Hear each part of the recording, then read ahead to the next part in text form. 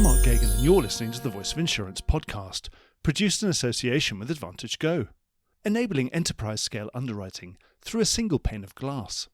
Today's guest is going to be giving us a masterclass in a really specialist and relatively new class of business that most of us will have heard about over the last 15 to 20 years, but few will have had the chance to get to know intimately. The class is Warranty and Indemnity, W&I, which is often also known as Reps and Warranties. And the expert who's going to be guiding us through this fascinating world is James Dodd, founder of recently launched specialist MGA, Devonshire Underwriting.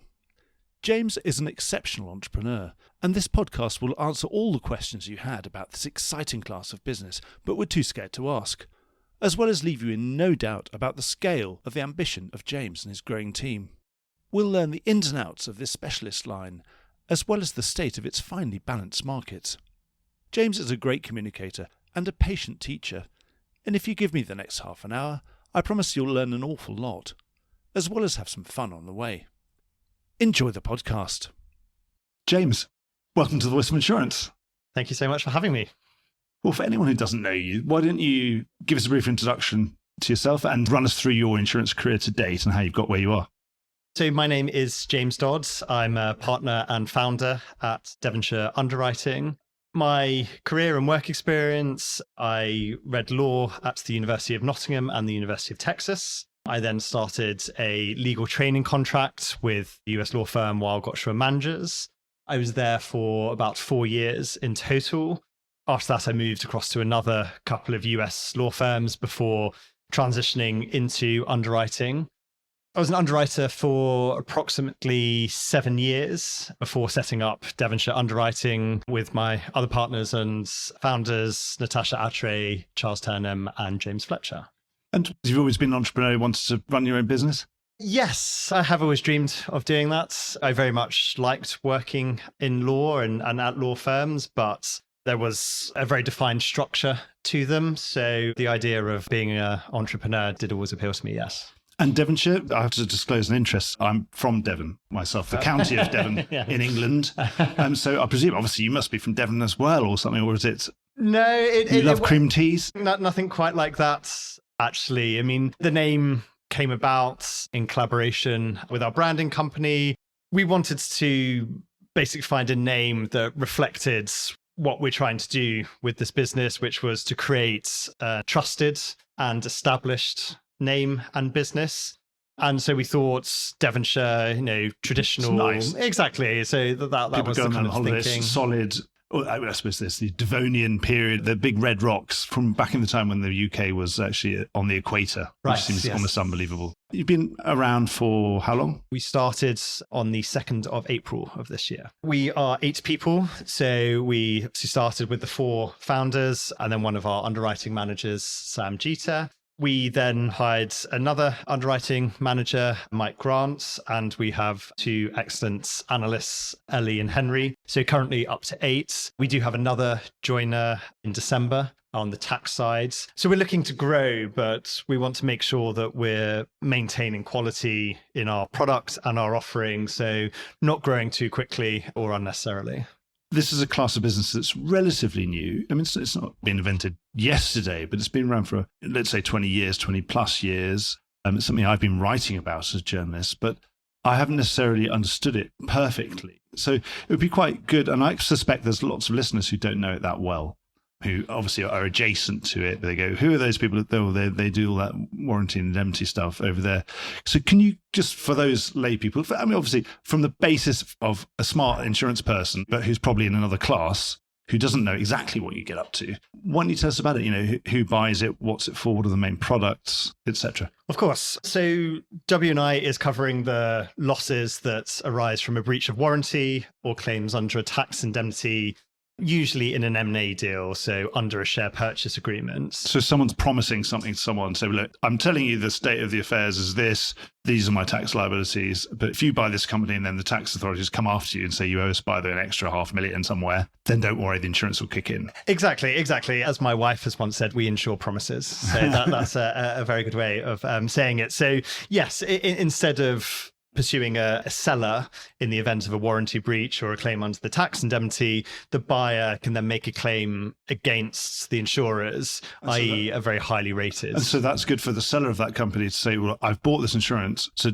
now when you're negotiating to buy my company, you don't have to worry about that. You can't use that as a negotiating tactic anymore. You're just going to focus on the fundamentals of this company. And presumably it probably works. It means they can get a better price for their business, and which exceeds the amount they would pay for the premium. Yes, exactly. So there's benefits for both the seller and buyer. It means the seller retains minimal or no liability. And so it gets the money in and has the freedom to go spend it on whatever it had that earmarked for. For PE houses, it allows them to wind up the funds and then return money to investors because you've limited those ongoing liabilities. And it's covering the unknowns in a transaction. So normally you have, and we would always expect the buyer to be undertaking due diligence on the deal from a legal, financial, and tax perspective. Risks identified in there wouldn't be covered by W&I. It's the things that haven't been identified.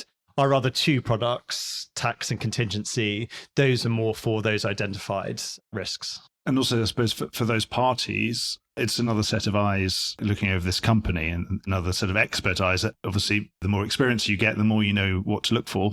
Yes, I think that's a really good point, because as part of the process, we do ask underwriting questions. And there have been times where we've asked a question and yes, that might be something that the advisors haven't necessarily picked up on.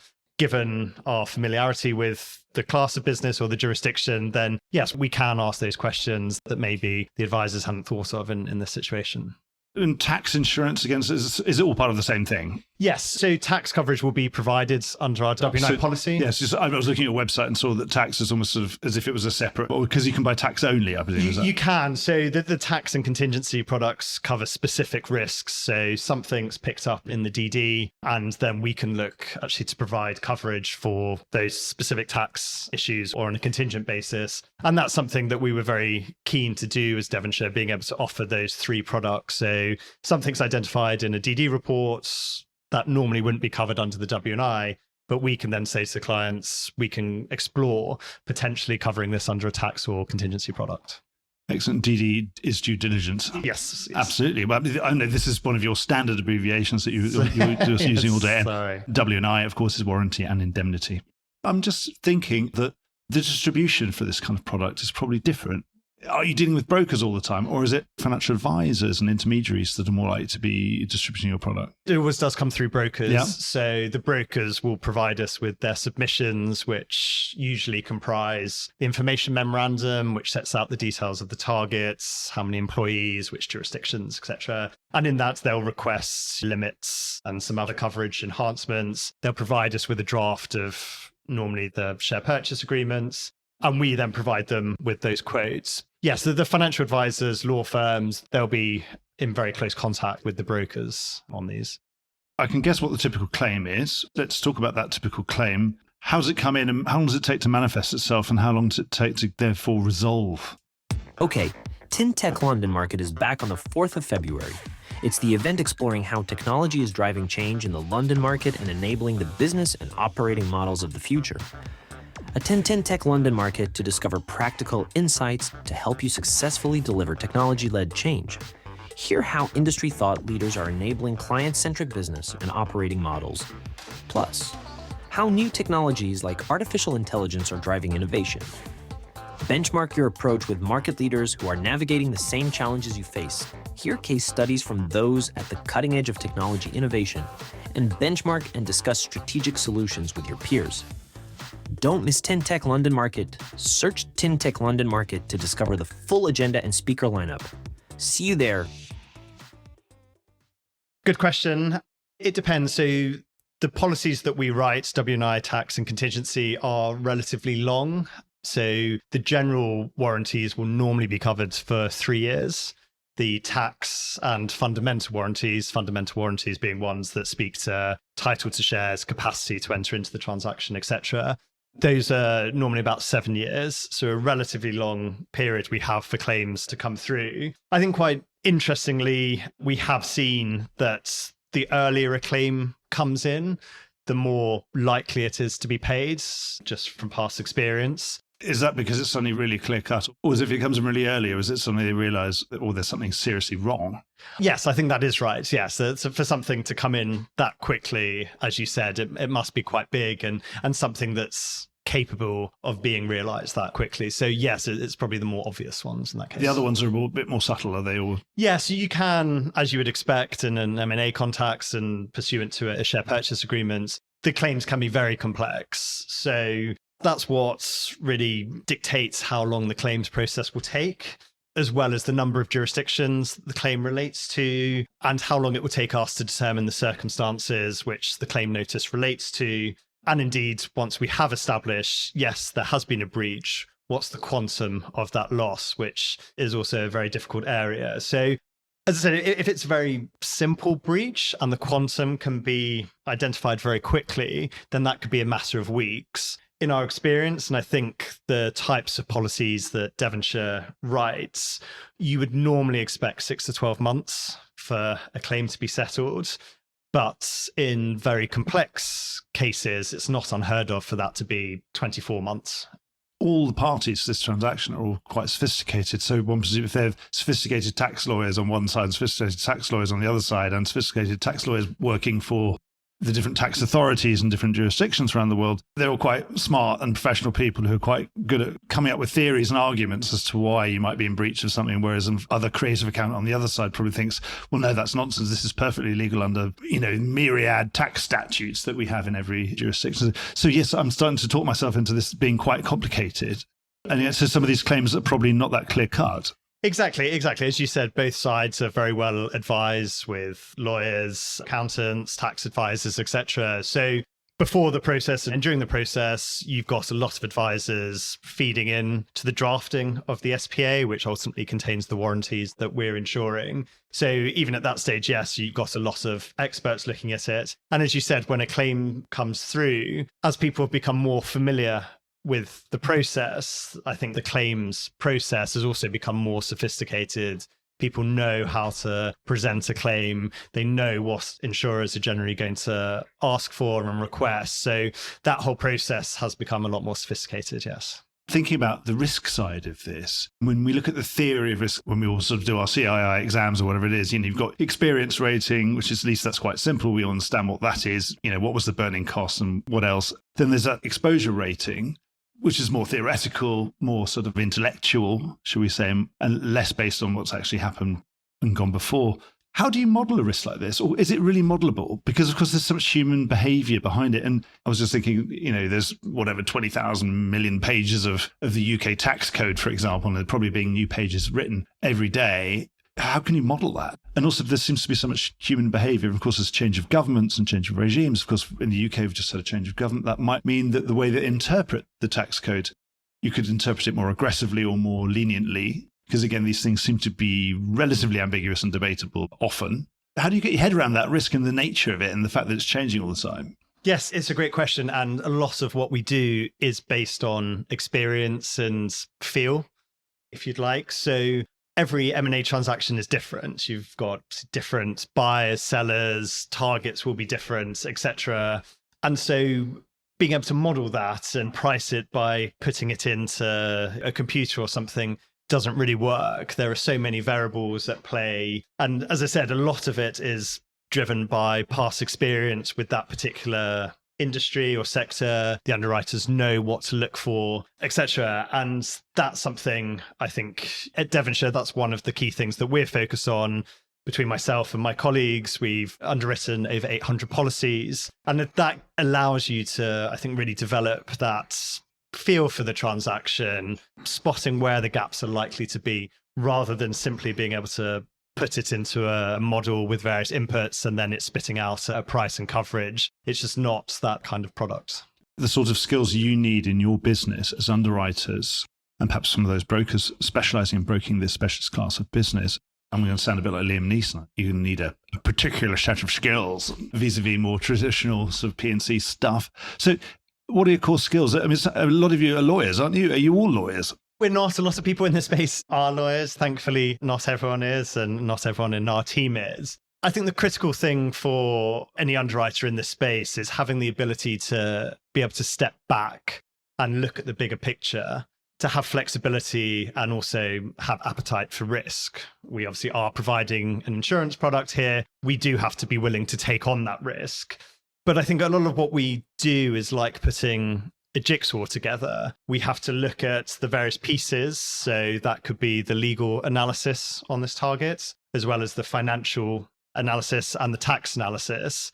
Put those together, but then be able to step back and look at the target as a whole in order to fully assess where the risks are in this business. So you don't need to, and very few people are qualified in all those areas. As you said, I think the vast majority of people in this market are former lawyers, accountants, or tax professionals.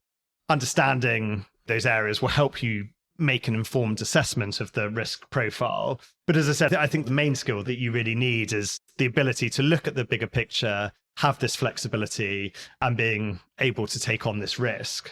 No one's doing what used to be their day job. Their new job is this insurance job.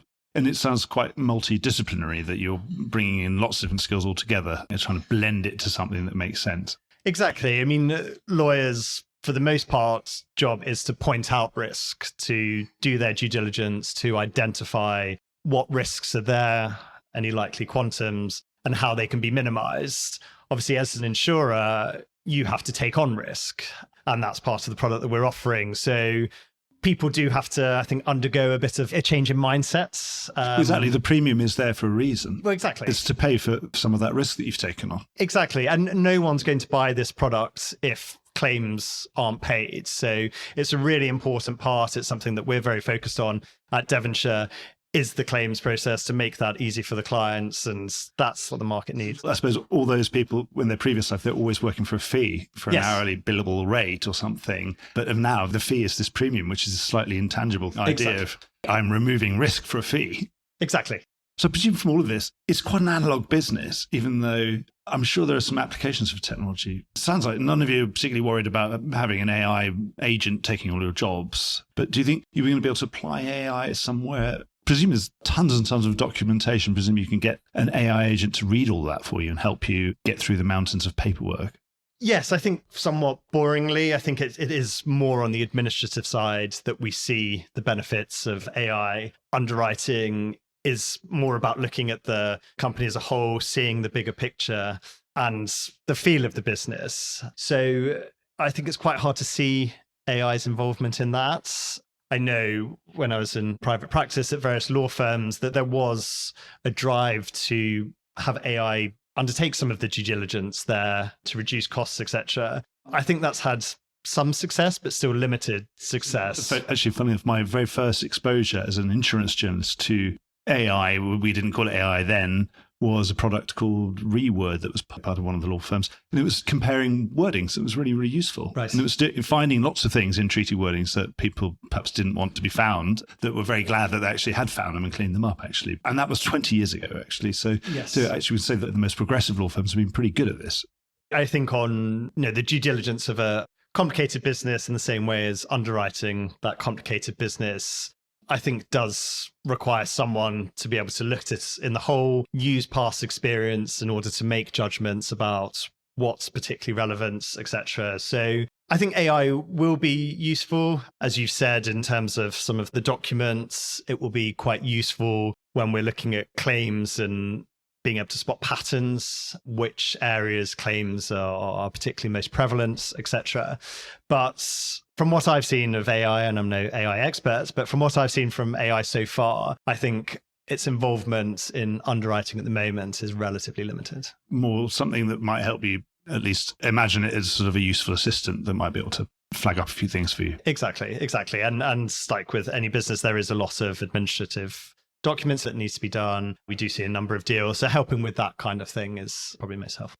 In the London insurance market, what's the state of that W&I market at the moment? So obviously the W&I market follows the global M&A market very closely. So we're quite glad to see a bit of stabilizing of both the M&A and transactional so perhaps market. give us some context. Give us the history of it. So I would say, having looked at it from the outside, would say that, say, 10 years ago, I remember everyone telling me this is probably the best performing class of business in the market, and everyone's whispering about it. Very low loss ratios. became a lot more competitive. Lo and behold, I'm sure some of that premium was competed away, rightly so, because if something's got a 10% loss ratio, there's probably something wrong with it. The price is probably too high. The market did its thing and competed away a lot of that.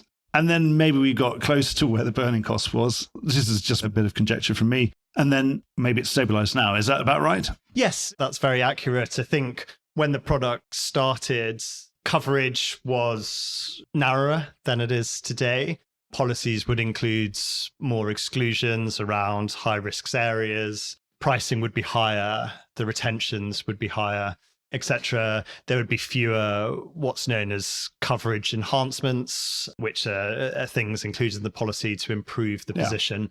So there was certainly less of that when this product started. Now, as brokers have become more sophisticated, the lawyers are using this more and more, so becoming a lot more sophisticated with it as well. That's really driven coverage to be expanded. There's things being covered that would never be covered 10 years ago.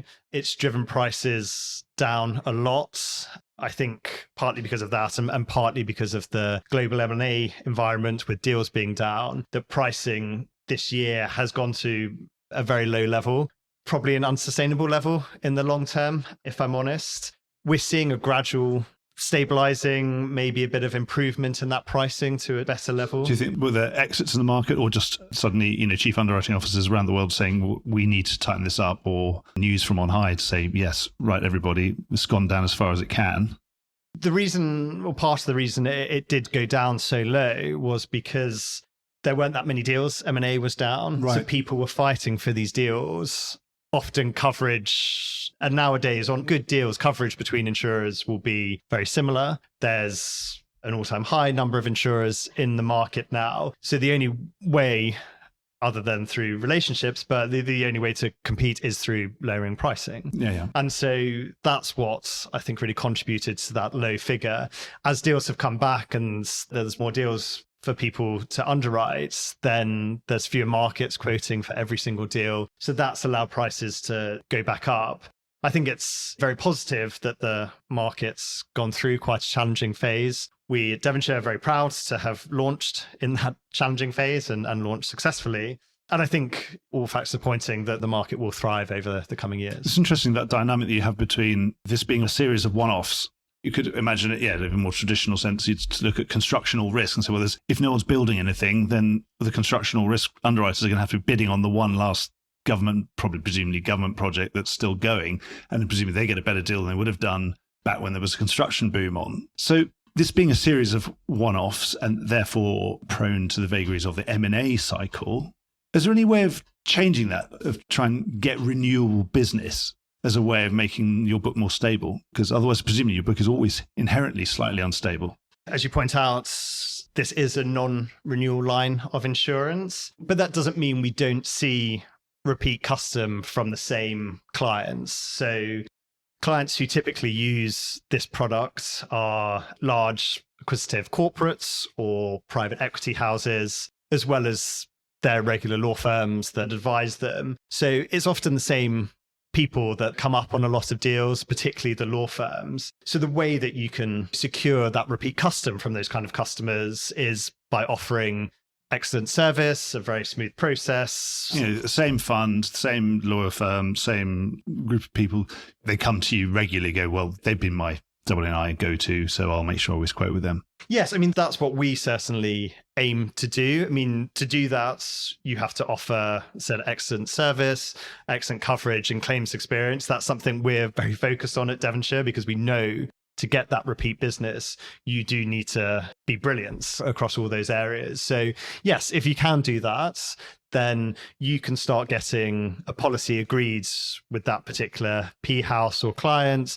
They know the process. You can become familiar with each other. You can become familiar with how that law firm undertakes its due diligence, etc. And you can just make a very smooth process. You can pick some of your favorites and they can be your favorite, you can be their favorite. And I think this will be a really good relationship because we like the way they do their due diligence. We like them generally. And we've actually been through some claims and then they're also good actors during that process. So you get to know each other well.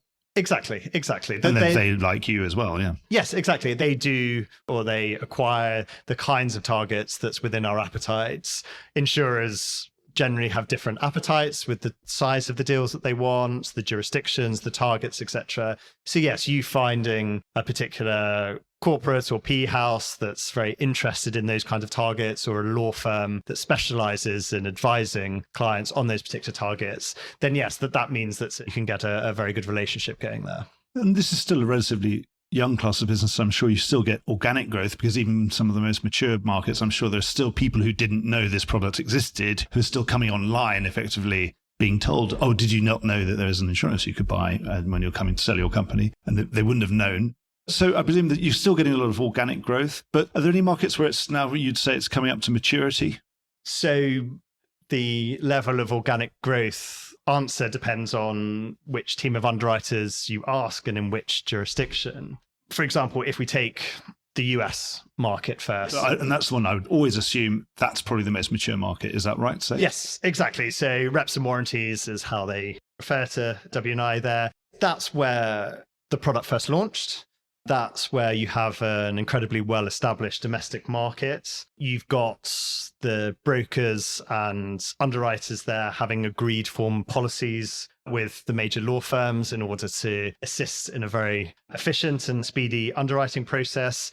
That means you can turn around transactions very quickly. So I think that market is pretty settled in terms of the major players there, brokers, underwriters, and also coverage is quite settled, what people are willing to insure. So I think growth there is quite limited. So that's more down to the cycle of the M&A itself. Exactly. Because basically everyone who's needed to hear about this product has heard about it and has already probably would have bought it once. Yes, exactly. I don't think there's many brokers that would be marketing to major law firms out there about what W&I is. So where's presumably Europe slightly less mature, so you've got some more natural organic growth to come within Europe? Yes, I mean, Europe's a fragmented market in terms of how it approaches transactions, the documents used, and also warranty coverage there.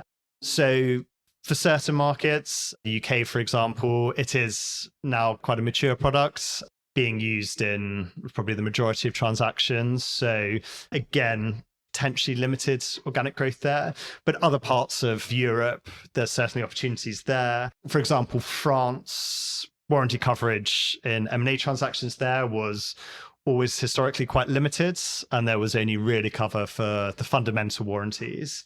As large institutional investors have come in, for example, from the US, they now want to see coverage for the warranties that they're getting in the US in France. So that's contributed to that market opening up.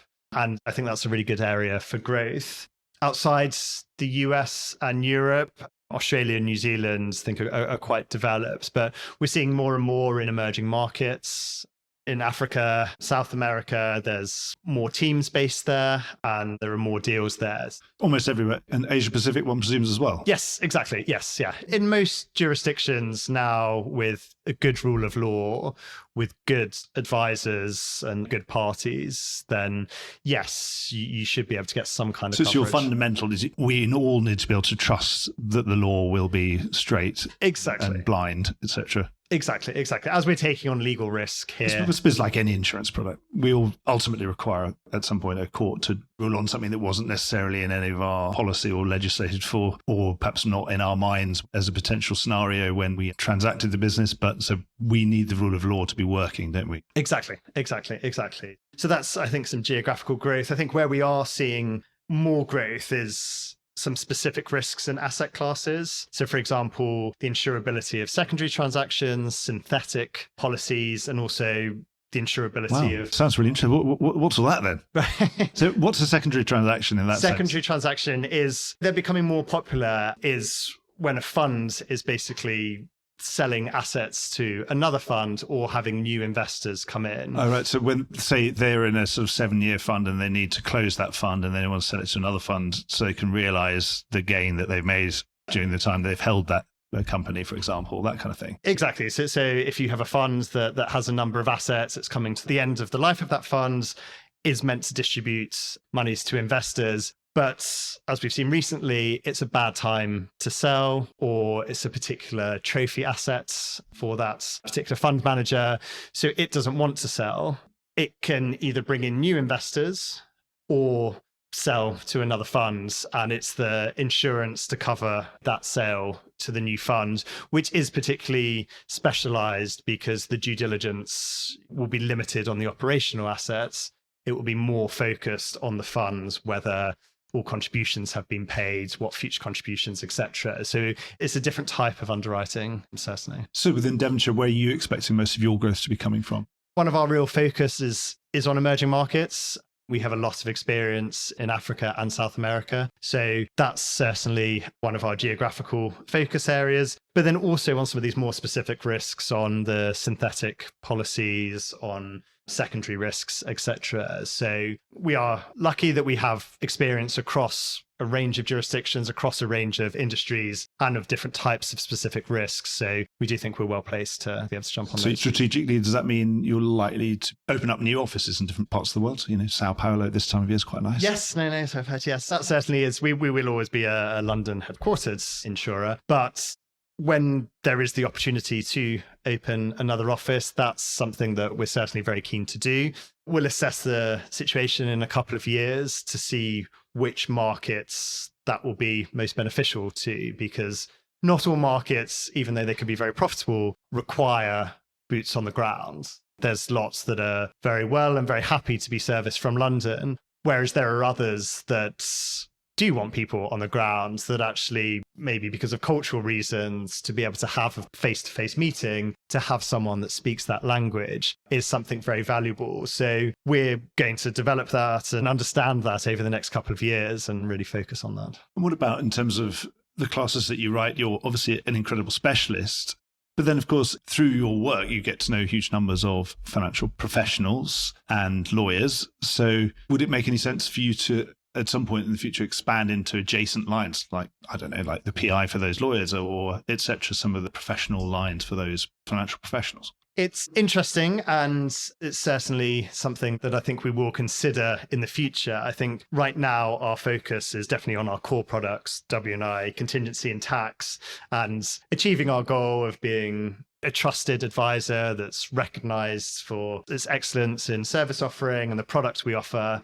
We know the transactional risk market at the moment is very competitive, and we have to work incredibly hard to gain the trust of brokers and clients. And we're very much focused on that right now. So I think in the future, we'd be open to those kind of discussions. But right now, our focus is on those core products and excellence. Yeah, and there's been quite a proliferation, and obviously with this competitive environment, a proliferation of different underwriting entities opening up in the last 10 years, for example. Do you think that that could lead to some consolidation at some point? Could you be consolidating?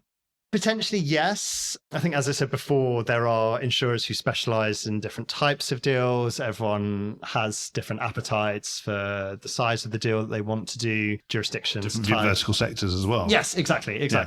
And I think the market does appreciate having different options to go to. But I think broadly, that kind of consolidation, I think, will very much depend on macroeconomic factors and the global M&A position. Because maybe it would make sense, I suppose, because something that's less cyclical, someone who's more of a business that said, well, I could be more global, I could be more of a one-stop shop, I could do almost everything and therefore have a more diversified book because I do a bit of everything. Yes, exactly. And that's what our contingency and tax policies also help with. Interestingly, tend to be busier when there's a bit of a downturn in M&A. So that's quite a nice natural hedge to W&I maybe being a bit quieter for us, M&A being down. Then we can really focus on those areas. So that's very helpful to do. On the consolidation, if there's enough deals to service the market, then I think that will keep people happy and there won't be as much. I think if deals do drop, then the number of players in the markets might have to come down as well to reflect that. Well, James, I've come to the end of all my questions. Thanks very much for being so patient with me. And I thought it was important to have a kind of educational element to this because, I think not everybody knows exactly what you get up to. And I know an awful lot more than I did before. So anything else that you need to add that we've missed, you think? No, that's great. I mean, thank you so much for having me. Really appreciate it. And good luck with everything. Sounds like you're going to be really busy for the next few years. Thank you, Mark. Well, I hope you enjoyed today's episode. If you did, don't forget to subscribe or leave a like or a review or recommendation on whatever podcast platform you used to access this program. These really help get the word out. Before we go, just a quick reminder that advertising slots are available here and in other places in the Voice of Insurance podcasts. Podcasting is the fastest growing medium and attracts a high quality audience of key decision makers. It's also an intimate medium where you, the listener, are right in the room with me and the interview subjects. Needless to say, that means it's a great way of getting your message out directly to an audience because you know you've got their full attention. It's also very cost effective. So get in touch with Mark at thevoiceofinsurance.com to find out how you could be speaking directly to the industry. The Voice of Insurance podcast is produced in association with Advantage Go, enabling enterprise-scale underwriting through a single pane of glass. Voice of Insurance is produced by me, Mark Gagan. Music was written by Anna Gagan and produced by Carlos Gagan. Check out more podcasts and written comment pieces at www.thevoiceofinsurance.com.